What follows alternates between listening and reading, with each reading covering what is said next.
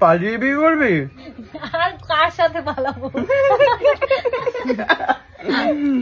দেখ এরকম করিস না, আমাকে ডাকিস খেতে। হ্যাঁ তোমাকে ডাকবো, খাওয়াবি না? খাও। শোনো শোনো, তোমাদের নাম কি? নামগুলো কি বলো একটু? কি ঝুনমুন? জুই মন্ডল। ও ও, তোমার নাম কি? এই এই পুটকু, নাম কি? পুটকু। এই তোমার নাম কি? বাহিবালা। বাহিবালা, মাহিবালা মন্ডল। কি করে আইছো? এটা আমার বাবা। ও বাবা, মাহিবালা মন্ডল। এদিকে আসো। চা খাইতে দিছে। আরে মাথা যন্ত্রণা কমে যাবে তোর। আমি একটুখানি তোমার হাতের পনিরটা খেতে চাই। আমার মা রান্না করেনি পনির, আমরা পনির খাই না তো।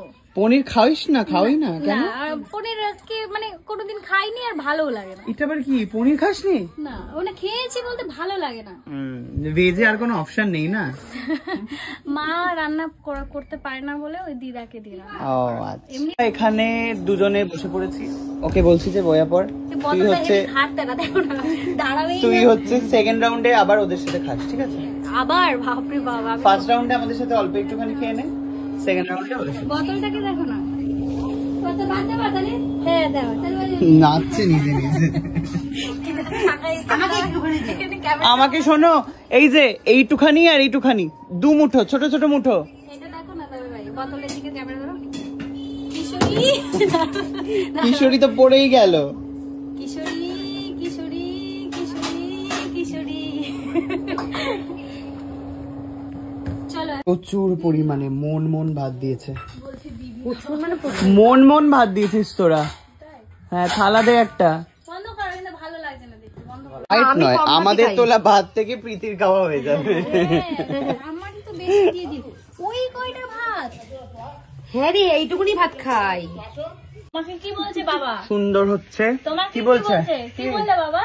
বলছি আমাদের বাড়িতে আসলে এরকম শনিবার মঙ্গলবার করে আসবে, তাহলে আমাদের একটু ভালো হবে। ভালো হবে না? বাজবা জিনিসগুলো ভালোই হয়েছে। ভালোই হয়েছে। লবণ দাও মা। কি ভালো হয়েছে বেগুন ভাজাটা। খরচাটা তো বাঁচিয়ে দিয়েছো তোমরা, ভালোই হলো। খাবার আমারও পকেট খরচা বেঁচে গেছে। তোর বিয়েতে খাবো আমি জমি। আমি তো অনুষ্ঠানই করবো না। পালিয়ে বিয়ে করবি? আর কার সাথে পালাবো? দেখ এরকম করিস না, আমাকে ডাকিস খেতে। হ্যাঁ তোমাকে ডাকবো, খাওয়াবি না? খাও। আমার প্রীতিকে দেখে মনে হচ্ছে আমারই একটা কার্বন কপি, তার কারণ আমি ওরকম খাওয়াতে ঠিক পছন্দ করি না। আরে তারপর তো আরো বেশি পছন্দ করি না কেন বলো তো? তোমাদের ওই ভিডিওটা মনে আছে কত টাকা লস গেছিল, সেই বাজে খাবার দিয়েছিল। একদমই সত্যি। আর তাদের বড় কথা, আমি তো গ্রামে, তোমার তো ওটা শহর। আর তাছাড়া কি বলতো, লোকে একটু শহরেও করে, শোনা বেচার দিও না। আমাদের ওখানেও বদনাম করে, মানে আমিও তো করি। মানে বিয়ে বাড়িতে বাজে খাওয়ালে বলবো না বাজে কে বাজে?